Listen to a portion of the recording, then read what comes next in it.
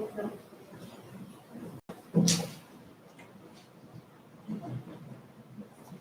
right, I'll call to order the regular council meeting of November the 9th. This meeting is being recorded live and is streaming on the District of Summerland YouTube channel, youtube.com, District of Summerland. All representations to council, written or verbal, will form part of the public record and be available to the public for viewing electronically or as a written record. Members of the public are encouraged to register their name and civic address in advance of the meeting for the public comment opportunity found under items 8 and 15 by emailing corporateofficer@summerland.ca. Those who have not registered in advance but wish to provide public comments may call the District of Summerland conference line at 1-877-385-4099 and enter participant access code 7382948 during the live meeting. Any late items to introduce, Karen? There are none, Madam Mayor. All right. The CAO has asked for a bit of an amendment to the agenda. So item 9.1 will be moved to just after 5.2. So it'll become 5.3 and then 4, 5, 6 after that. Okay, so 9.1 is being moved to between 5.2 and 5.3. Okay, so with that amendment, could I have someone bring forward adoption of the agenda as amended? Councillor Holmes and Councillor Van Alphen, all in favor? Thank you. And then adoption of the minutes, regular council meeting the evening of October the 26th. Looks good. So Councillor Holmes, Councillor Van Alphen, all in favor? Okay. And then getting right into bylaws. The first public hearing that we had tonight, 5.1, OCP bylaw number 2020-019 and zoning bylaw number 2020-020, both having to do with the property at 2107 Tate Street.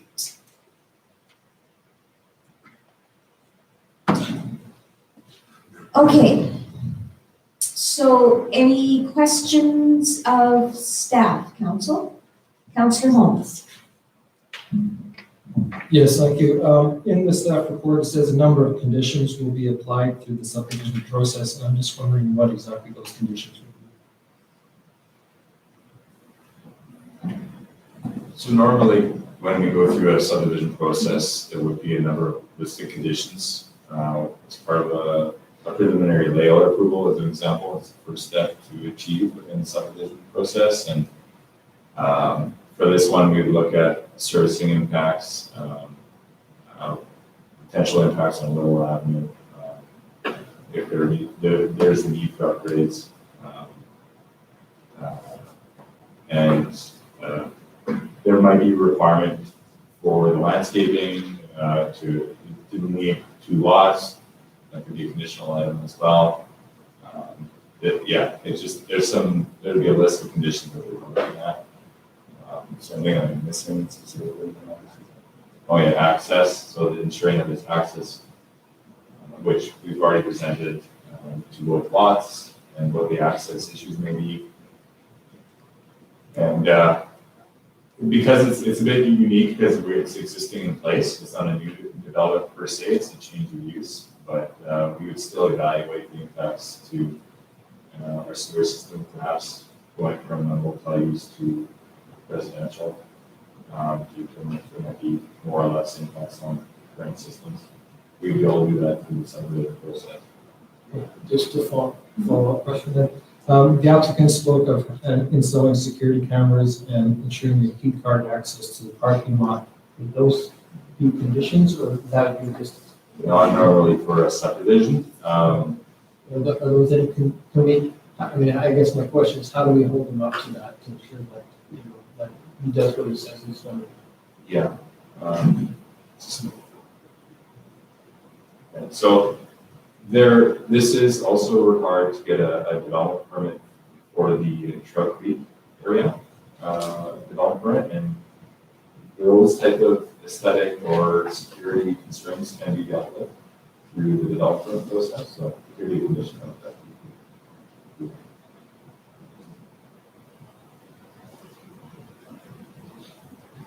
Any other questions? Councillor Holmes? I have a couple too, so. Thank you. Things that will require a variance, like the parking requirements for bicycles, that will have to come back to council. So if we like, if we like, or if we pass this, but we might not agree with one of the variances, does that throw a wrench into the whole plans, or are we basically agreeing to variance requests right now as well? No, so the variances will be separate to this application, and we'll as such require support with staff and as such council as well, and separate.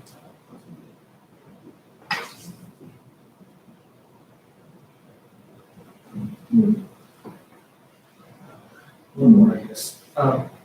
So depending on the result of the other public hearings that we had today, I'm just wondering if, and this is something we can discuss, but I'd like to raise it with council, but we talked about how temporary use permits could be expanded and how it could be a good way to test out a use. If,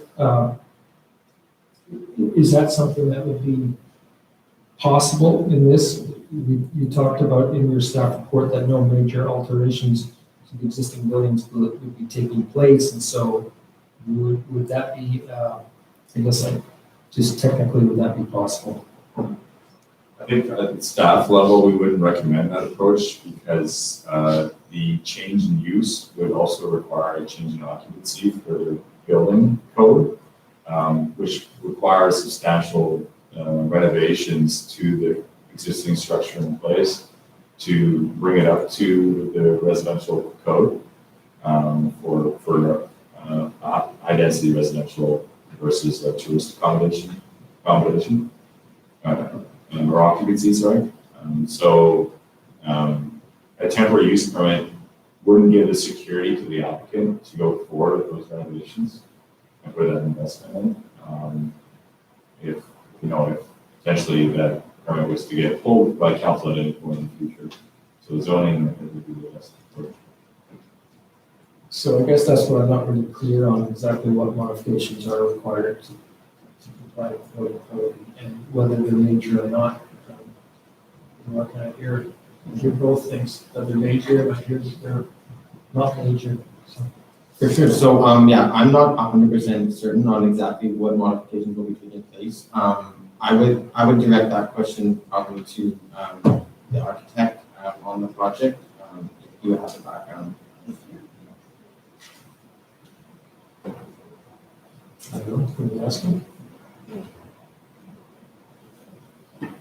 If it's the wish of council? No? No. Your worship, we have closed the public hearing, so Oh, right yes, now of it's course. a council debate, and I think it's you. Yeah, through Chair Worship, just to follow up on a lot of questions around the I guess the order in which the applications are coming through a council.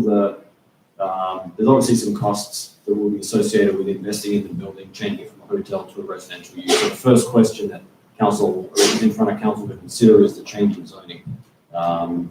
Council are not adopting the bylaw tonight. Should they wish to approve it, it's going to be sitting at third reading, subject to a lot of those technical details coming forward, which will add some cost and technicality to the process, which may need to come back in front of council. However, if there's no support for the use change, then there's no need for those subsequent issues to be dealt with in the future. So that's why the zoning is in front of council, and that's why staff will brought forward the condition to sit at that third reading. Again, should council support that, subject to the various upgrades and things that will be required as part of the subdivision review.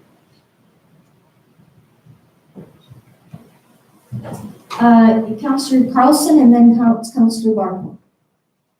So just to follow up with that on Council Holmes' question, if upgrades were made and it was given a temporary use permit to be an apartment, would those upgrades not be good enough to go back to being a motel? If it improved the building? Yeah, for sure, I think theoretically that would work, but the owner is making an investment, and generally, like, in order to get financing, for example, you mentioned Summerland Credit Union to do these renovations, like a bank as well, will want the security of the zone being in place versus a temporary use permit. There has been issues in the past I've dealt with the security of a TUP not being able to be borrowed against. Councillor Barkle. Thank you, Madam Mayor. I think Councillor Holmes brings up some really good points, questions. The first question I have is, if this was to be approved by council and some of council thought it was quite relevant and important to ensure that there was a gated sort of a little community there, how does council sort of ensure that that's what happens rather than just hoping that staff kind of makes that direction?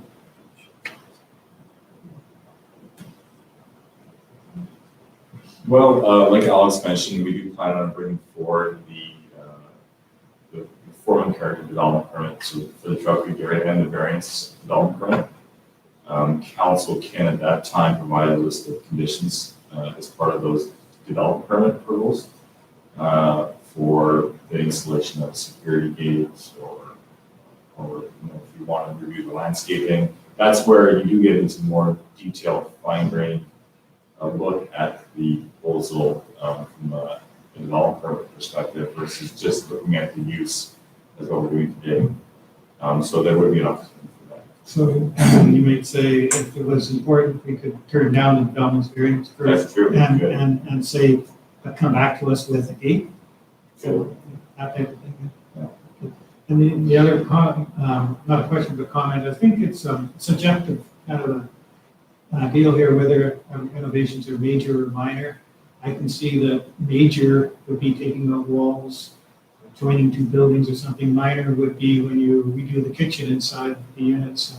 And even what I would term minor, which is, it would probably be far too much of an investment for a temporary use permit, although I do think it's a good thing to consider. It doesn't seem like, and from what you're hearing from staff, I don't think it's something that really is practical.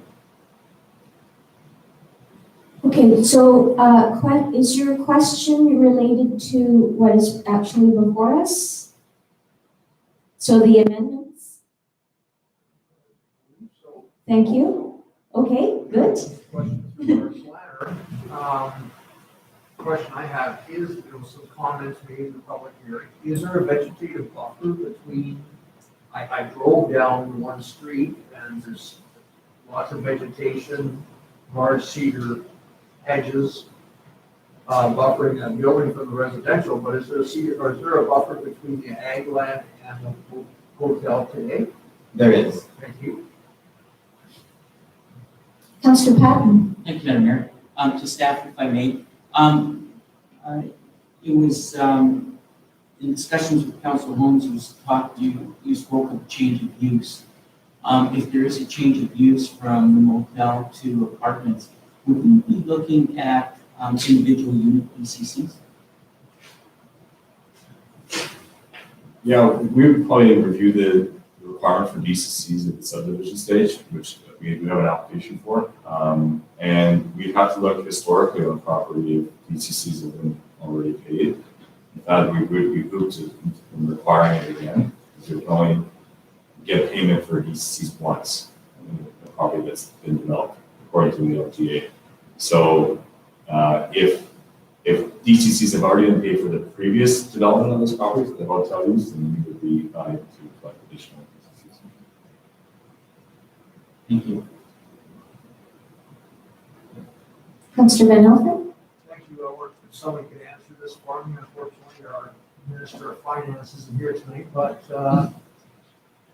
the change in the OCP from a motel to residential, is there a tax implication?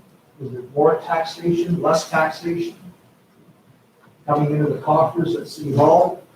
Anyone close?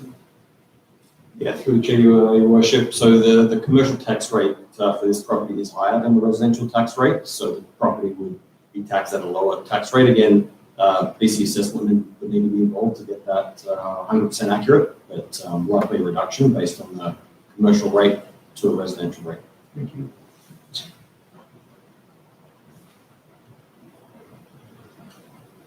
Any other questions? Councillor Barco? I guess my question would be to the CEO. When we were talking, I think Councillor Van Alpen was thinking more in terms of the total revenue. The rate may change, but would there be a change in the property value which results in the similar or at least similar revenue to the district? No, for sure. And that, again, BC assessment would have to have that type of review undertaken once or should the use change.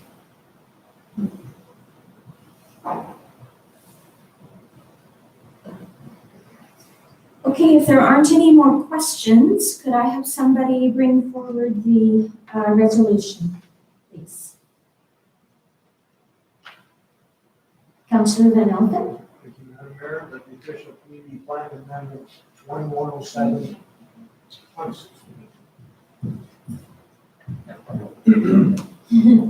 That the official community plan amendment 2107 Kate Street bylaw number 2020-019 be read a third time, and 2, that zoning bylaw amendment 2107 Kate Street bylaw number 2020-020 be read a third time. Seconder? Councillor Barco? Okay, further discussion on this? Councillor Carlson? This is a really difficult one. I don't know if everyone else feels the same way, but I guess one of the biggest challenges and things that I've seen through this discussion that the neighbors in the neighborhood of Trout Creek have brought up doesn't really have to do with the fact that there's already a hotel there. It has to do with who's staying at that hotel for the winter months of the year. And that's a difficult, or at least who they perceive as staying there. And I think that's really difficult to make a judgment on as a council, because that's what keeps coming up. You read the letters that we got, half of them mention the crime and the vagrants and the addictions and all the things that they are assuming are going on over there. And so it kind of obscures what it is we're actually looking at here. And so I just want to put that one out there before I say anything else, because I think it's really important that we recognize that shouldn't be whether the reason that it's approved or not approved. I think that there's more merits than that, and we should be looking at the other things that have come up and been presented. Thank Because I you. don't think that's going to go away or stay based on what the occupancy of that motel is. Thank you. Councillor Van Alpen and then Councillor Holmes. Thank you, Madam Mayor. Councillor Carlson brings up some incredibly good points. I appreciate all the correspondence that has come in. And I respect people's concerns in the area for sure. The whole housing diversity issue in Summerland has been an issue for a long time. We're in dire straits for these types of accommodations. I was so pleased to see the work of street development go in. I am thrilled that Hunter Hills is proceeding, but it doesn't meet everyone's needs. This is possibly an opportunity to meet other people's needs in our community. I'm hoping that the applicant would also look at situations where there may be, a single mom and a child that's in need, and that availability could be met. There are some great amenities in the Trout Creek area, school, parks, beaches, what have you. I think these people, like in this situation, in a longer term rentals, I think would be possibly more appealing than the short-term winter month type rentals. So I don't know, from the information I have today, I'll be supporting this motion.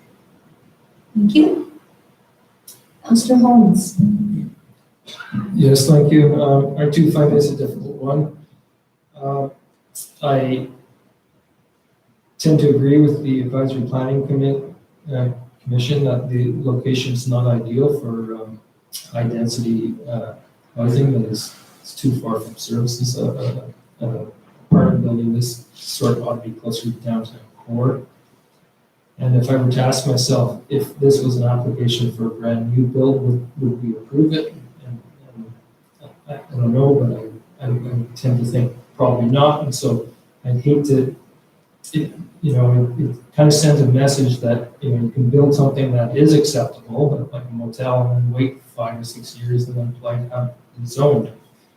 So I hate for us to send that kind of message out to people that this is okay here. And I do understand the neighbors' concerns. I've heard them, but this is my big but here, is that I really think that what's being proposed would help address the neighbors' concerns. It wouldn't make it, what they're concerned about would make the situation better, not worse for them. If what's done is actually done. And so I'm conflicted because the neighbors are overwhelmingly convinced that it'll make things worse, whereas the evidence kind of, the plans kind of suggest, well, it'll actually make it better. So and I'm thinking of another hypothetical situation. If this was an apartment building right now, and there was no real problems with the tenants, and there was an application to change it into a motel with that prospect of monthly rentals over the winter, what would people think of that? They'd probably be dead opposed to it. That's why I suggested the idea of a temporary use permit, so well, let's just find out because nobody really knows. And failing that if that's not possible, I would really like the applicant to consider exploring the option of more diverse unit options, so more 1 and 2 bedroom units. I think that, as his architect said, that should be possible. I think that might make it a lot more acceptable to the community, to the neighborhood. But still don't have decided whether I'm supporting it. But I think there is merit. We need these kind of units, and but it's a tough one. Thank you, Councillor Holmes. Councillor Barfield and then Councillor Patton, and then Chairman. I think that Councillor Holmes said what I have been thinking, only much better than I could. I would add to that I've read all the letters. They all seem to sort of say that we've all heard that there's a concern of the crime in the neighborhood. And I think that Mr. Lacasse and Mr. Lavoisier kind of summed it all up. It's really, they're not sure. Will it be an improvement? We have to make that decision, I think. Will it be an improvement? And I've gone back and forth on it, and in the end, in addition to the fact that Summerland badly needs affordable housing, rental accommodation, and the fact that, and there is the fact, which seems to override everything else, it's already being used as rental accommodation. So how could renovating it, making it long-term, be anything but an improvement? And so it's a surprise to me, the opposition in the neighborhood, but I think, we're put in this position and I have to go with my own judgment. And my judgment says that it will be an improvement, and in the end, people will be happy with the department. Thank you, Councillor Barfield. Councillor Patton. I thank Madam Mayor. I totally agree with my colleagues. We are in need of some attainable, more affordable rental accommodation. Right now, we don't have developers knocking on our door saying we want to build another 29 units in Summerland. And I feel for the residents of Troll Creek. I understand. Wasn't long ago, only 3 weeks ago, that on my security cameras, there was a fellow going through my wife's car for 2.5 minutes going through the car. My neighbor's truck got stolen. So it's not only in Troll Creek that this happens. It happens all throughout Summerland.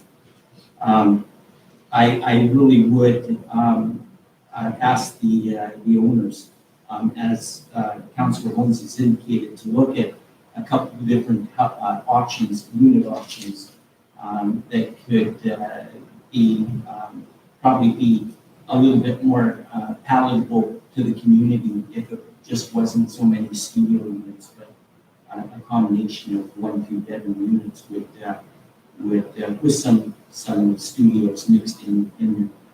But I think this is a super hard decision, and I'm sitting on the fence, as is my fellow councilors. Thank you.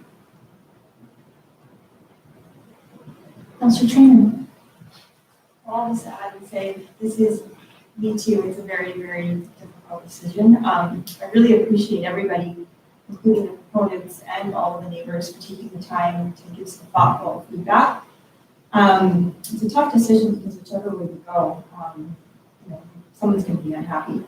But I'm going to keep my points to a higher level because we're being asked to look at the OCP and zoning, so that's where I'm starting from. So number one, the OCP right now it calls the property commercial tourism, and there's no mention of high density residential in Trail Creek right now because it is located away from downtown and from services. Number two, we don't have a neighborhood plan for Trail Creek, and I don't think that we should be making drastic changes to our OCP and to rezoning without a neighborhood plan. Trail Creek is unique, and I think that having a plan specific to that area is really key with proper input, and we haven't done that yet. And currently, in the neighborhood, we don't have high density residential, so to put that in without, in my opinion, a more comprehensive plan is a pretty big change for the neighborhood. Number three, the advisory planning committee had many concerns that I shared as well. They said this was a good project, but they were concerned about the location, and I agree with that. Number four, I have to listen to neighborhood feedback as well. I have to consider what the residents in the area are saying because they live with that every day. And over the past month, we've certainly had a lot of feedback. So for those reasons, at this point in time, unfortunately, I cannot be in support of this project. Thank you, Councilor Trainer. Councilor Holmes. May I ask a question of clarification with to staff? Yes. If council decided they had concerns with it, but they might be more willing to accept it with some changes, what would be the process?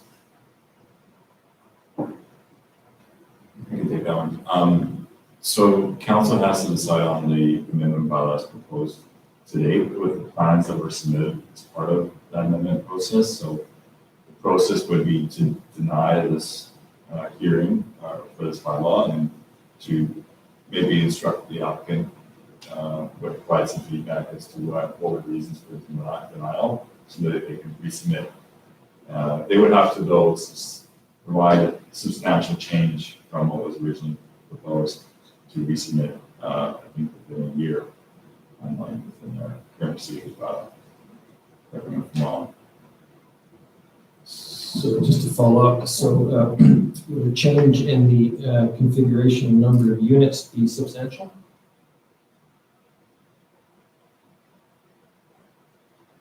there's nothing in the bylaw that states the number of units, so, council can, perhaps do a conditional approval based on redesign, I guess, if that is council's wishes, because the bylaw is, specific to, just the zoning of high-density residential. Makes sense.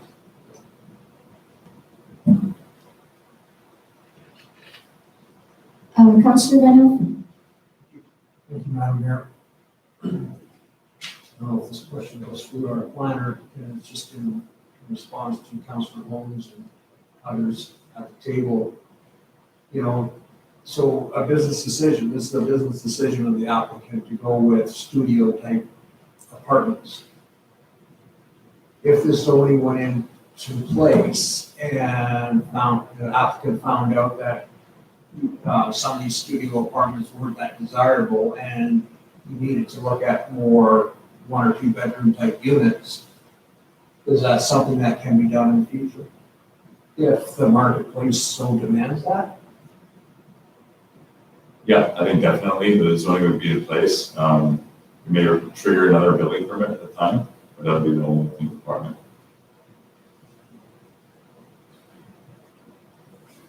I have a question related to the two that were just asked, and that is, what would it take to, I guess, how many units in that footprint would be allowed if it was a medium density rather than high density?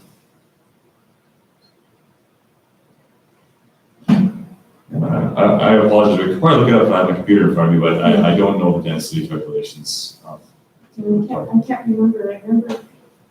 Oh, that would be great. Yeah.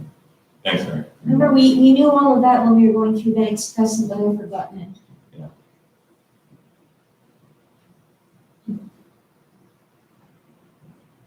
Anybody else have questions in the meantime?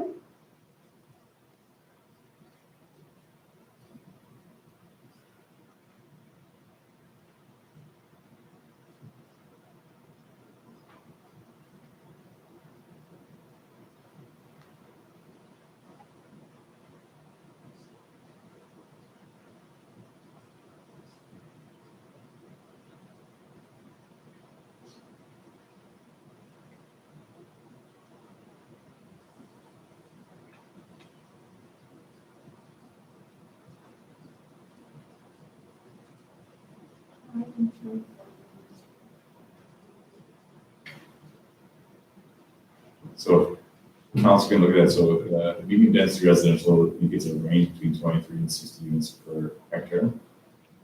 So that's 24 units per acre. And then just looking down, densities for high density, 60 units per hectare or higher. Our zoning bylaw does have more prescribed notes for the different zones. So we have different zones within each designated area.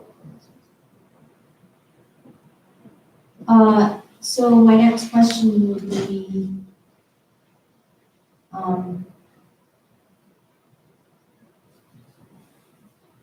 I guess, what's the area of that where the two facing pieces are? And that would include the land base around that as well, right? Yeah, so the area is obviously a conversion to hectares for us, but 5,803 square meters. Just a moment, second, let me get conversion. I did it. 0.58 per hectare. So a little over an acre? Yeah, that'd be about an acre now. Maybe a little less than that. So if it was brought down from 27 units to 24 units, it would be medium density? Probably right on the cusp there, yeah. If it's 29 units. 27 units? It's 27. Oh, The OCP also, and same with the zoning bylaw to stipulate what kinds of housing fit within the land use designation. So for medium density residential, for instance, it speaks to cluster housing, triplex housing, and duplex housing, whereas high density apartments. oh, so medium density doesn't allow apartments? Based on.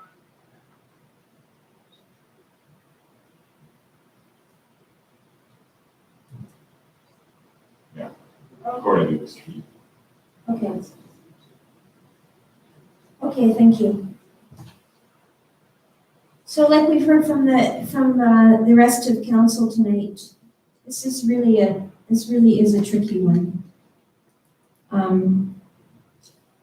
think it was Mr. Lathy tonight that said that the crime that goes on in Trout Creek is not the responsibility of the Summerland Motel.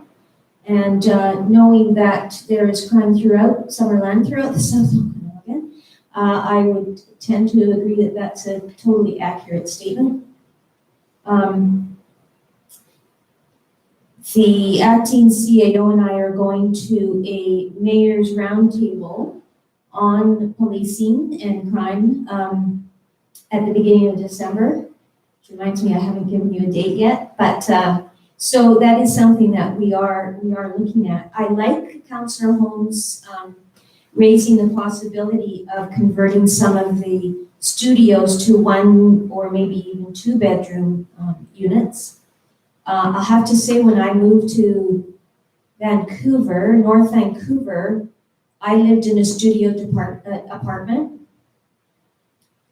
And I was going to say it did make me crazy, but you know, I'm a politician now, so maybe it had a long-term effect or something. But I love living in my little studio apartment. But anyways, that's kind of beside the point. I agree with a number of the councillors that have said, in fact, everyone has said that we really need to increase our housing mix, our housing options in Summerland. Councillor Van Alphen spoke to the Hunters Hill and the Wharton Street development.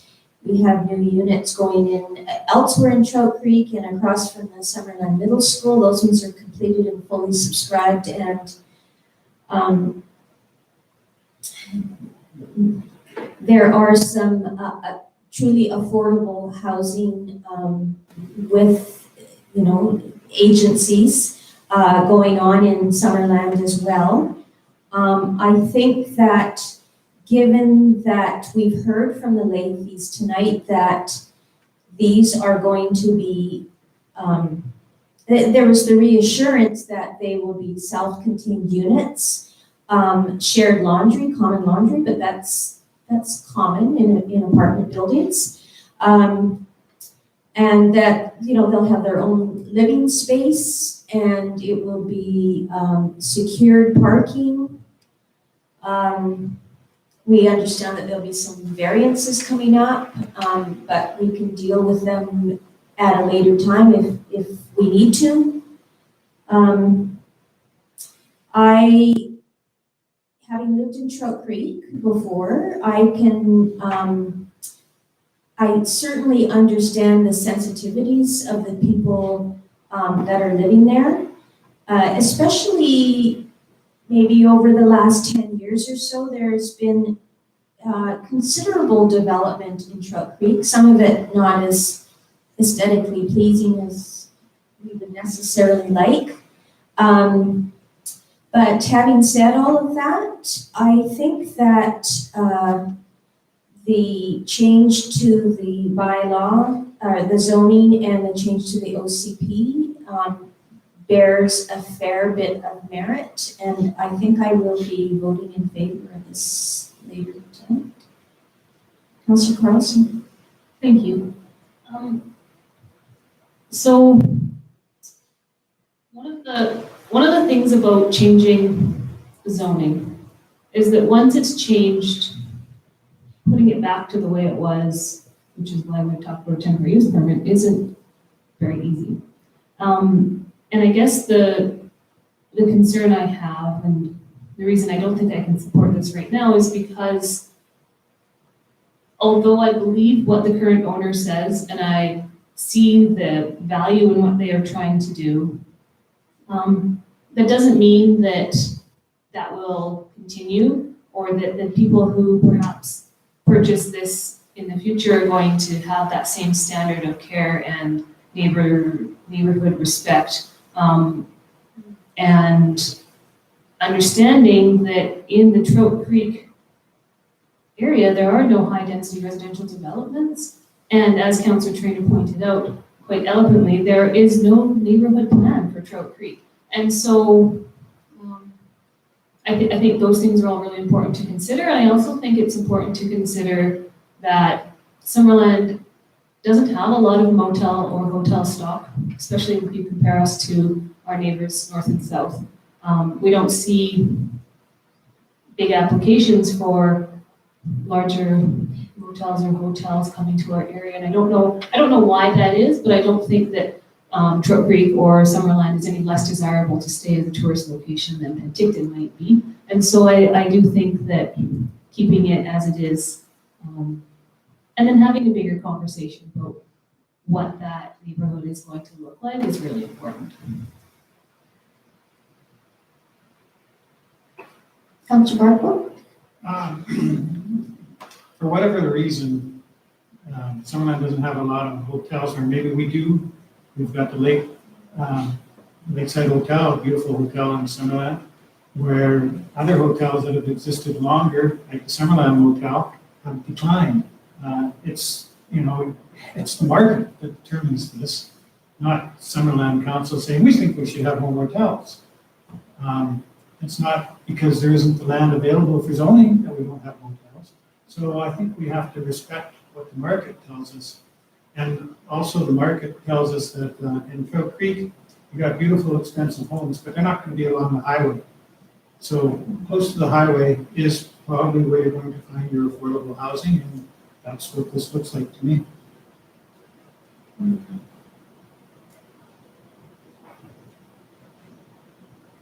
Councillor Van Olfen? Thank you, Madam Mayor. Just as, I drove by there, I drove down the back street to the west, where it's nicely buffered with the cedar hedges, but I also drove down 97 Highway. And even as short-term winter rentals, every parking spot is taken. So, the people that are even staying there today seem to have vehicles. So the argument that, you have to go drive everywhere for your amenities, and a lot of these people that are gonna be renting, you may not have cars, and on it goes. The people that are there today seem to have vehicles. Everyone in Trout Creek has a vehicle, so I don't think that's a real argument, if that makes any sense at all. But, I just feel that, the amenity argument is, there are, people choose to live in Trout Creek, and shop in Summerland, commute to Summerland for their needs or what have you. But I still believe that there are a lot of unique amenities in Trout Creek that are really appealing, or, even a high-density development like this. People like, there's all sorts of different opportunities out there. I know lots of guys, young single men, that work out of town, but they live in town, but they don't want to rent, they don't want to have an expensive apartment or a house to maintain, because they're working 3 weeks out or, 2 weeks out. This may be ideal, somewhere to call home, somewhere to come when you're not working shifts and come back and put your feet up and enjoy it, and then turn around and head back out to your work location, wherever that may be. So I think this has got some merit, and again, it goes back to the whole business discussion or the business decision. If the owner finds out that, oops, this isn't working out the way I wanted, and there's more demand for like 200 units, that can come back. So, thank you. Okay, any further discussion?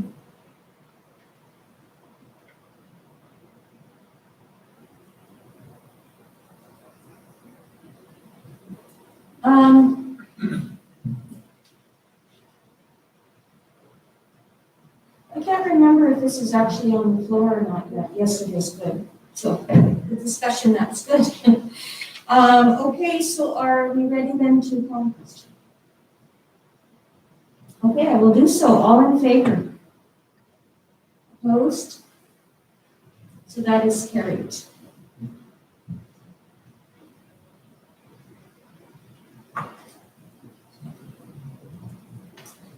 Thank you, council. That was a good discussion, tough topic. Absolutely. I just hope the applicant has heard the neighborhood and respects and understands their concerns and kind of proves them wrong. Councillor And Carlson. just another comment on that, I hope that the neighborhood won't even notice that it has been, that the change is made, you know, once it's actually in place, that perhaps it'll be so subdued and minute that they won't even recognize that the use has been changed. Okay, on to 5.2, zoning bylaw number 2020-022, and this is the 16618 Logie Road.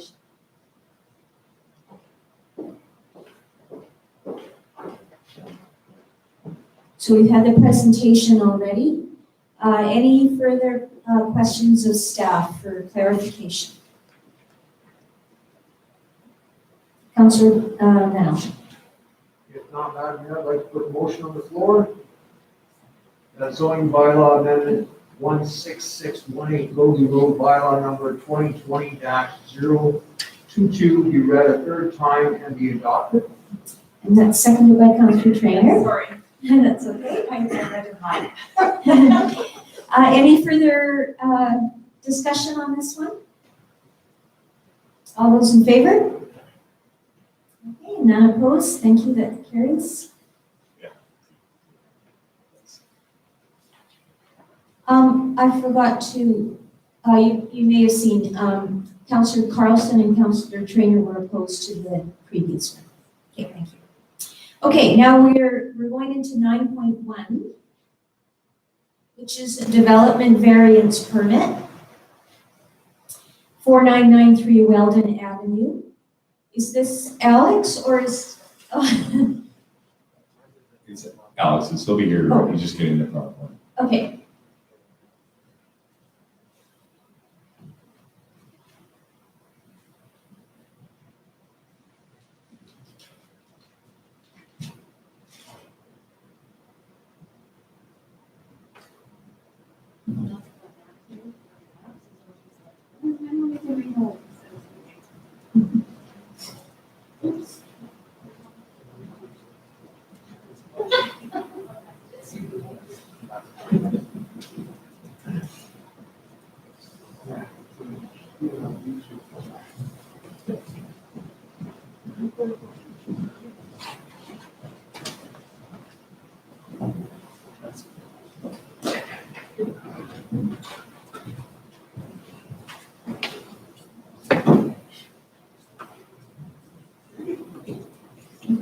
All right.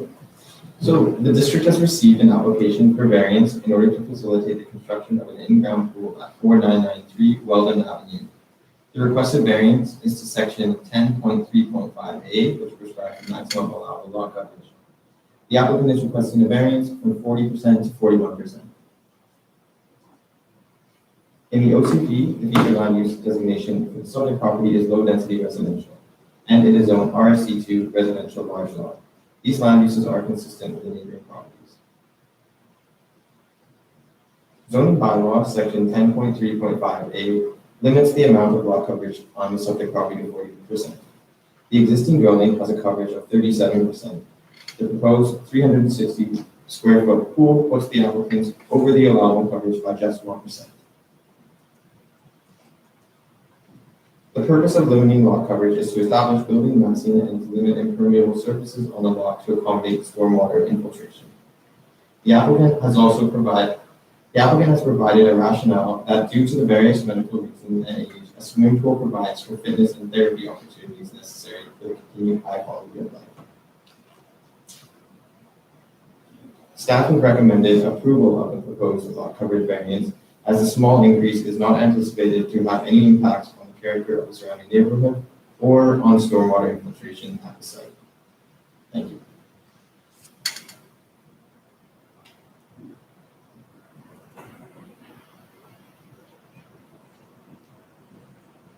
Is there anyone on the phone that is commenting on this?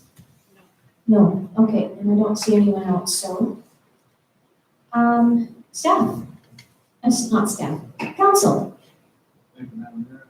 No one else wants to go for the motion Yeah. on the floor? thank you. That development variance permit DBP 20-032 to vary section 10.3.5A of the zoning bylaw, maximum coverage from 40% to 41% at 4993 Walden Avenue, legally described as Lot 4, District Lot 488, ODYD Plan, EPP 5226, review. Seconder, Councillor Trainer. Okay, discussion or questions of staff? Councillor Venom. Minor. Yes. Yeah. Okay, if there's no discussion, I will call the question. All those in favor? Any opposed? It's carried unanimously. Okay, and now we'll move back to 5.3 or 4 or something. Madam Mayor, Mhm. may I just get a resolution for after 9 p.m., please?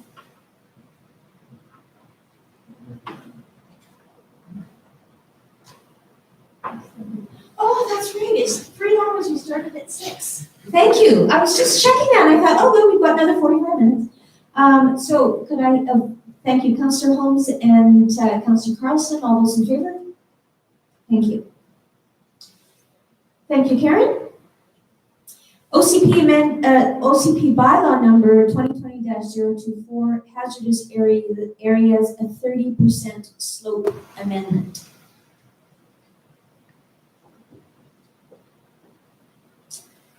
Any questions of staff? Councillor Bartle. Thank you, Madam Mayor.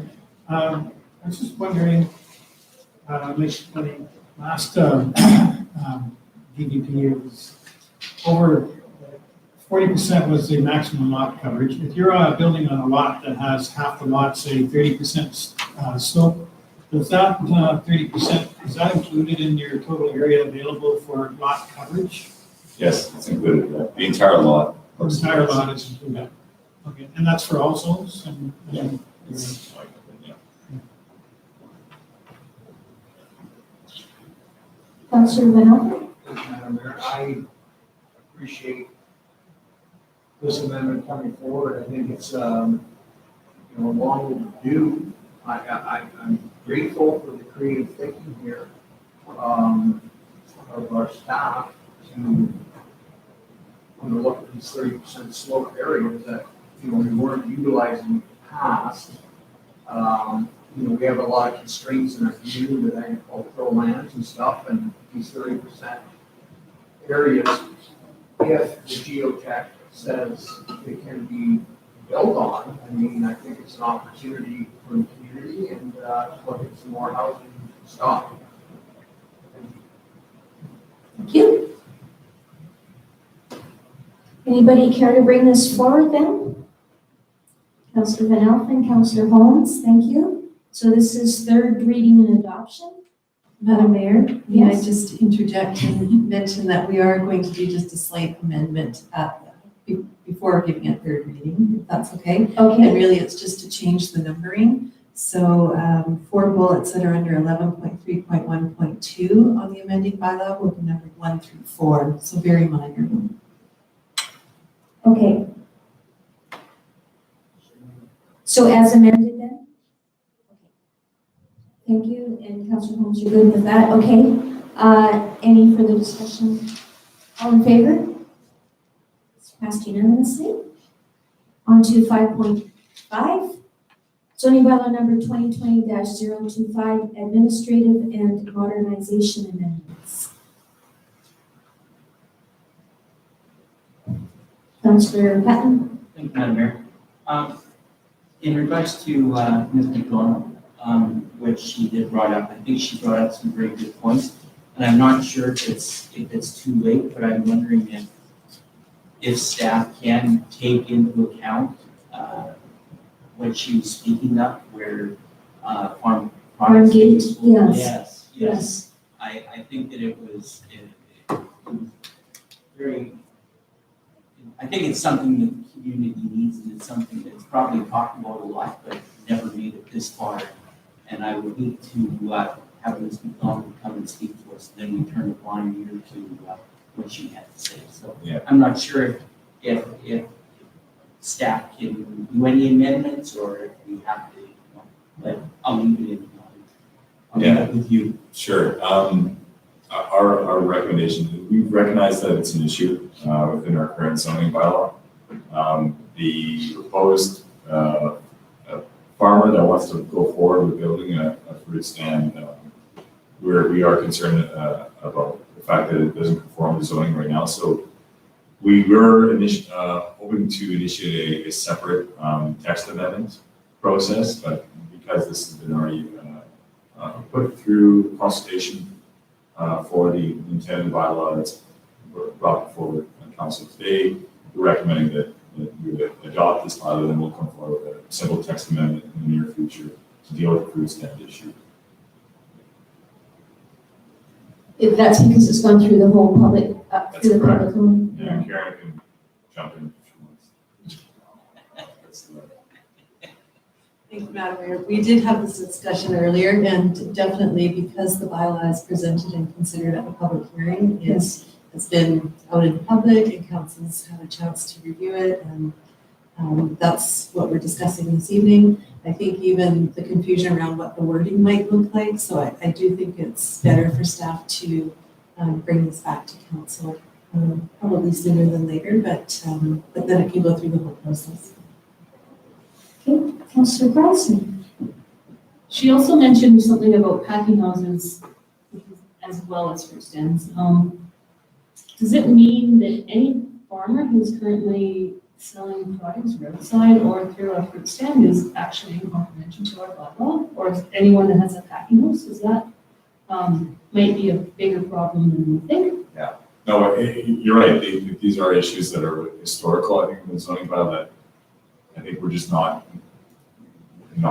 accurately interpreted within the bylaw to get around it. And that's not the right way to get around it. Packing house, though, I do want to clarify that use is being cleaned up with the proposed changes before council is made. There is a new use definition that will be included with the agricultural zones. Councillor Van Alphen? So is this a situation where, again, our zoning bylaws don't match the LC? Right, that's correct.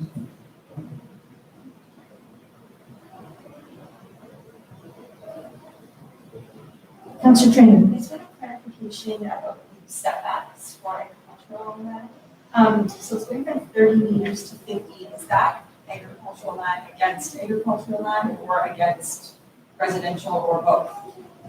Yeah, so what we proposed originally to the committees was 15 meters for everything, but then following the committee feedback, we went through in addition to the zoning bylaw that states that if you are adjacent to a residential use, you still are required to maintain a 30-meter setback. However, if you're an agricultural property boundary, another agricultural property, it can be reduced to 15, or another property, like industrial, for example, Okay, so the 30 is maintained. or residential. Okay.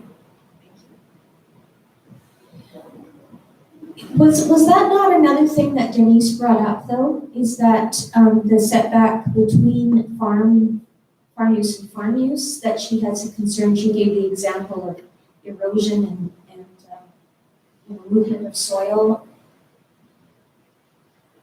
So. Okay, I guess I'm not getting anything. I was at that meeting.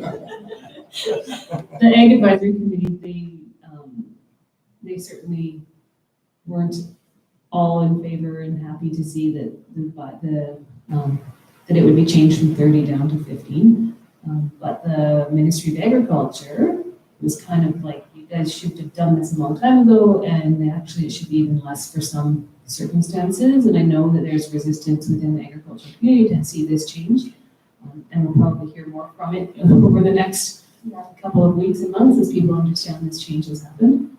But it's, the provincial guidelines are to do even less in some instances. And so our advisory committee was not all that thrilled though about the idea. Yeah. Okay, thank you. Okay, so, Councilor Barton. I'm surprised that our ag advisory committee felt that way, because I thought part of the change is driven by the number of variance applications that, farmers in general see it, sticking a building in the middle of their property as a waste of space. And they would much prefer to have it closer to the property lines, closer to the road or whatever than further. But so I don't really expect a lot of opposition on it. And I think, Madam Mayor, that maybe you were thinking of your Denise McDonald's comments on retaining walls. Well, she was talking about the erosion of soil as a neighbor would cut into a bank. Yeah.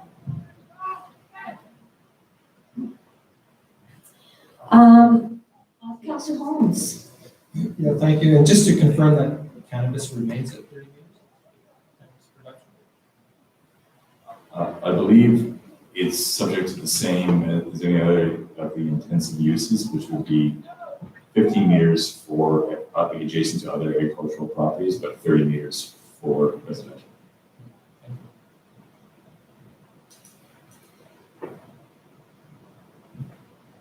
Okay, any further discussion?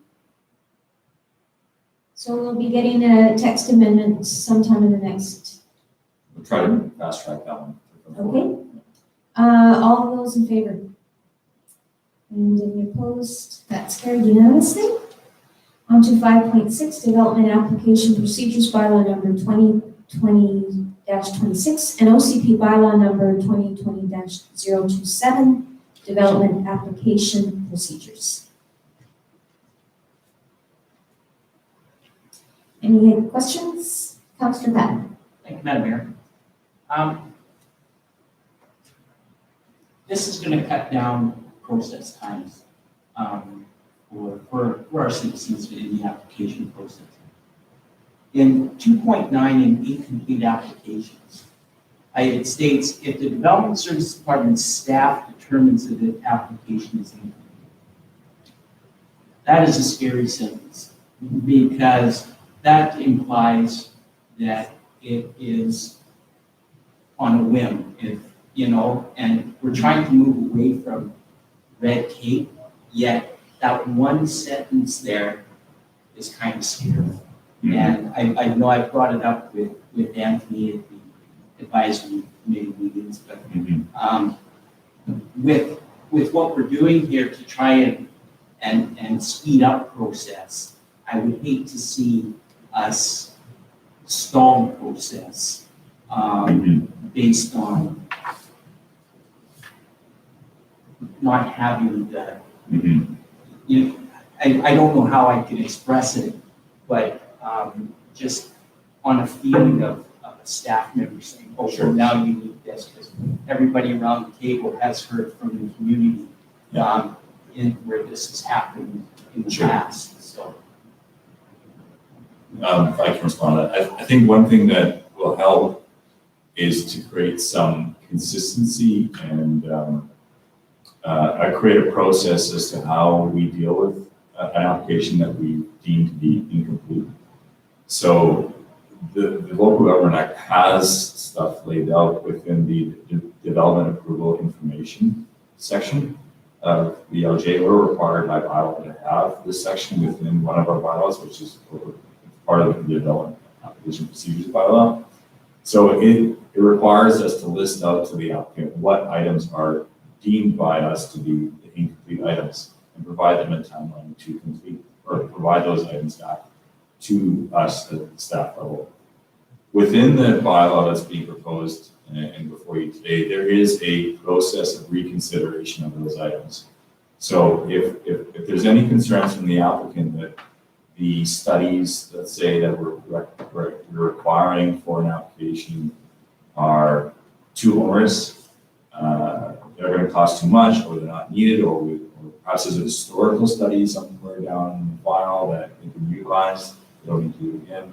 They can bring forward those items to council for reconsideration if they so choose.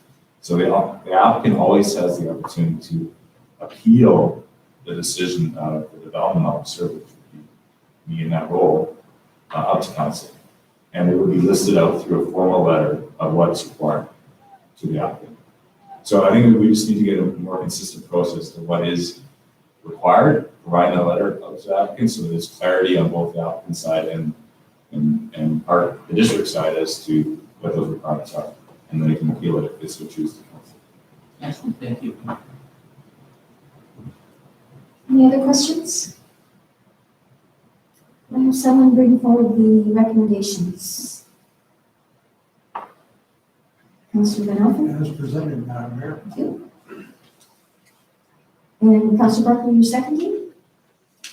Any further discussion? Oh, yes, Councillor Barkley. I kind of feel this is like one of those omnibus budget bills that has a whole lot of things in there, and if you want most of it, you gotta go with all of it. And fortunately, there was maybe just one tiny little thing or two I might go with, so I say, great, boy, you've done a lot in 2 weeks.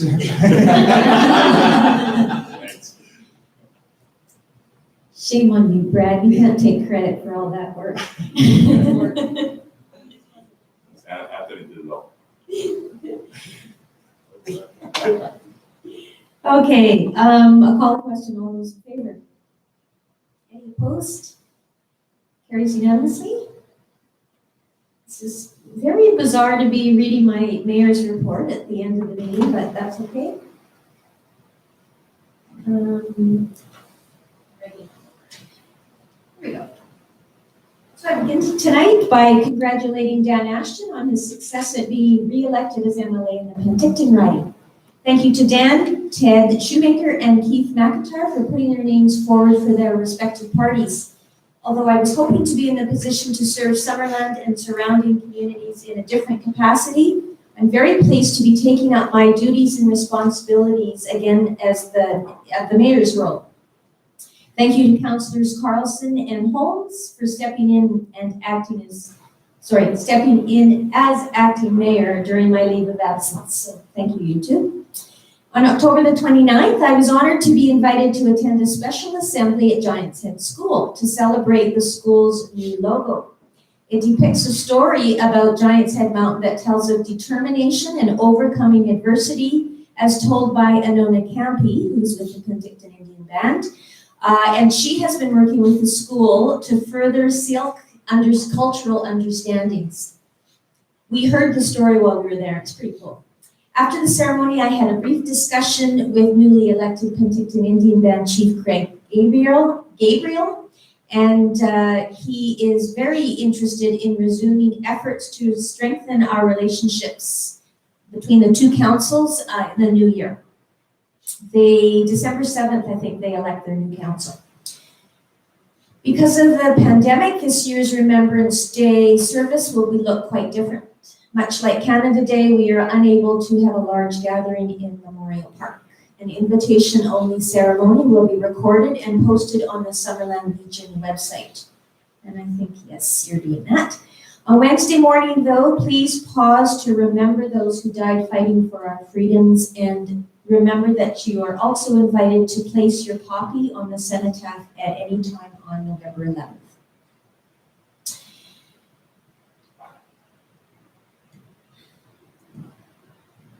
Not sure why I put that in there. So tonight is CAO Anthony Haddad's last regular council meeting with the district.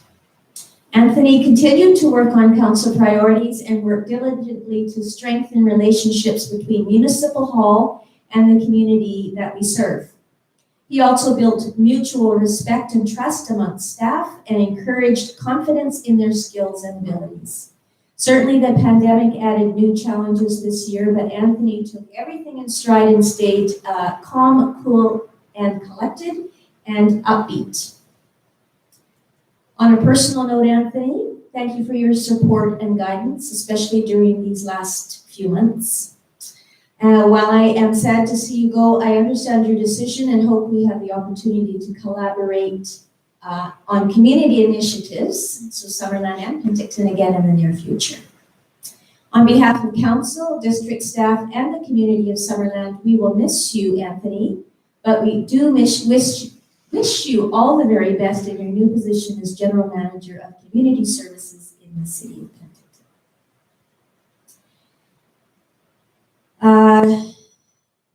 Broadly to Summerland. Dr. Bonnie Henry tells us we are in the second wave of the COVID-19 pandemic, and on top of that, we are entering our annual cold and flu season. Please continue to follow the recommendations and guidelines on the BC Centre for Disease Control website, bccdc.ca. As always, we are in this together, and together we can work on keeping our cases low here in Summerland. And that's it for tonight. CAO, your final report, please. Thank you, Madam Mayor. So, it's been a fantastic, challenging year and a bit here with the district. Massive thanks to Mayor and Council for the opportunity. And the support as well over the last year. We've been through a lot, and hopefully there's a few challenges yet to be undertaken and overcome.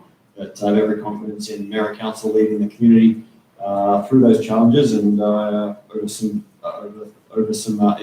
upcoming budget sessions, and again working with the community on strengthening some of the significant priorities coming up over the next couple of years.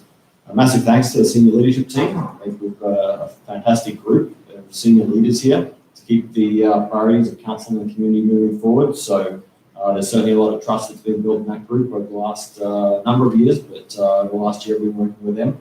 A lot of confidence in the team that we have to lead the community and the organisation forward with council. And to the entire district of Summerland staff, very committed, very proud organisation. A lot of work ahead of them to continue with the momentum that's been built over the last few years, and really look forward to seeing that momentum under the direction of council and the city management team moving forward in a positive direction. So it's been a busy year. It's been a fantastic experience, and really appreciate the opportunity that council and the community have given me, and very much look forward to swimming pool at the district of Summerland in the next couple of years. So there's some exciting projects to come for the community, and really look forward to seeing council leading those forward in a positive direction with the community. So thank you, Mayor Boot and council, for having me for almost every year. Thank you.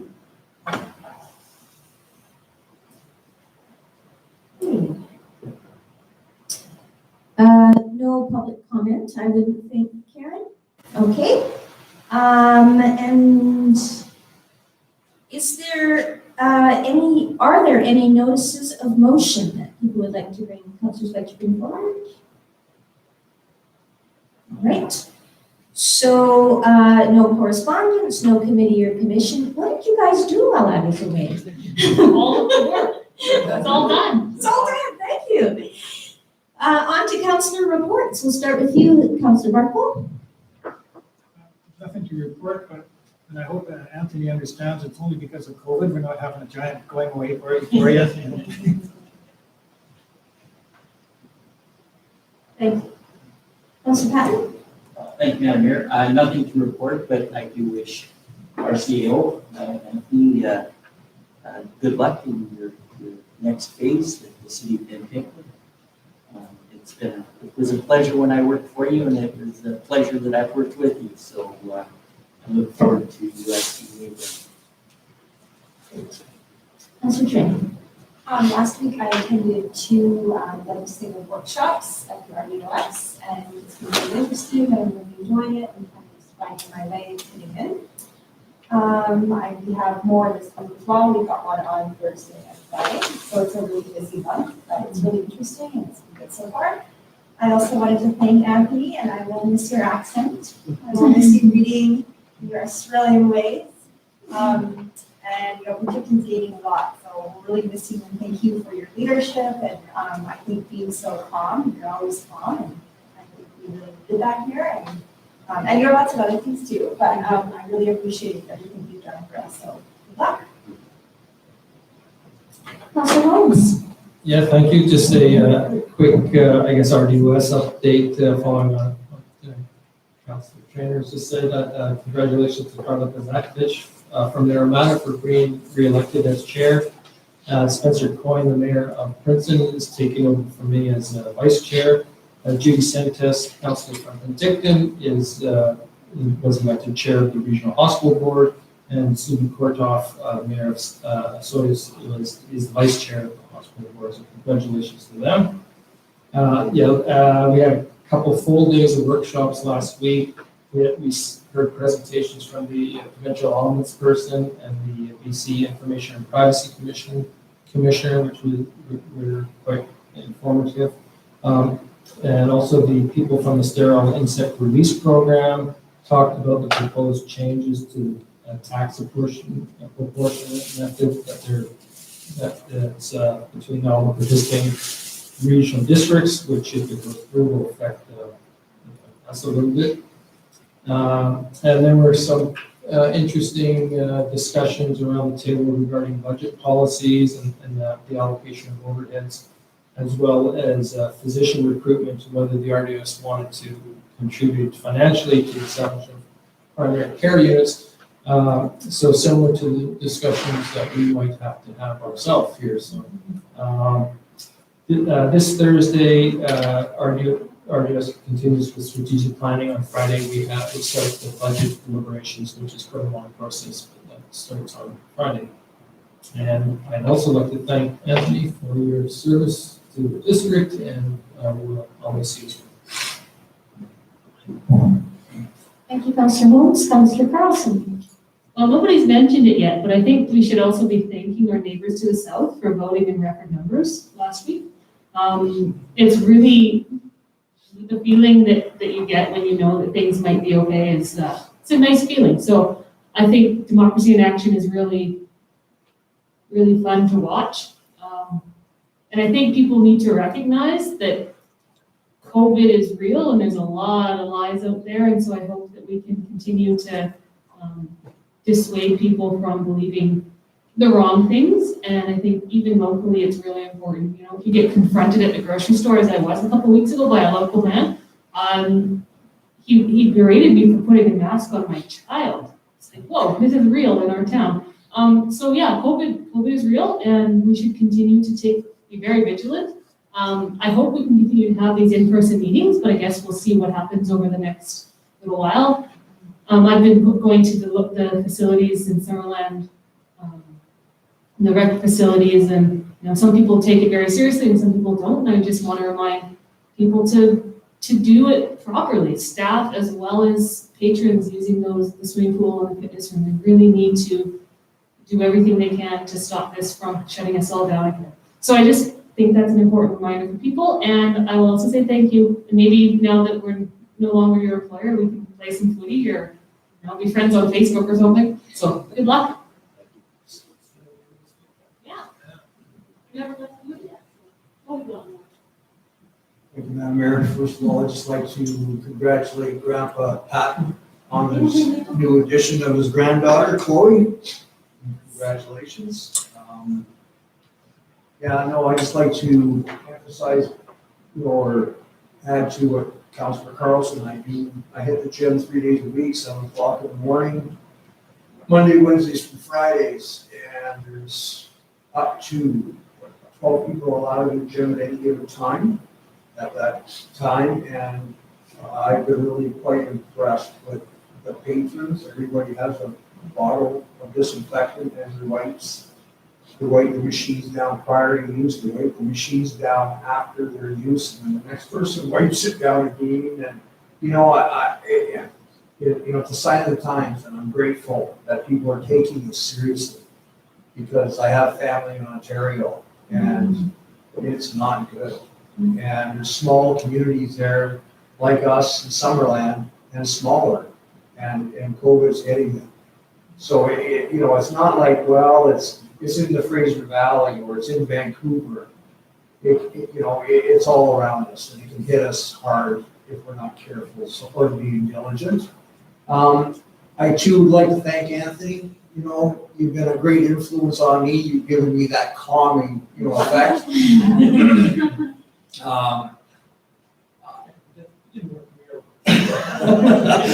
close. I always appreciated members of the community that had any personal engagement with you. They always were really, your respect for the community, for the members of our community, they always raved about it. And, I'm hoping that, these are big shoes to fill. I think you've done an incredible job in the very short time you've been here. And you will be missed. And just so you know, Aussie football is not real. It's not a sport. Okay? Thanks. Okay.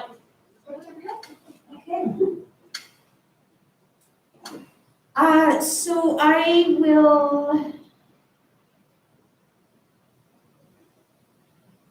No, I guess we go into close now, don't we? Or do I adjourn this one first? Yes, okay, so I'll call for adjournment. Councillor Van Elfen and Councillor Holm, all in favor? And I guess we'll say goodnight to other people that are here. This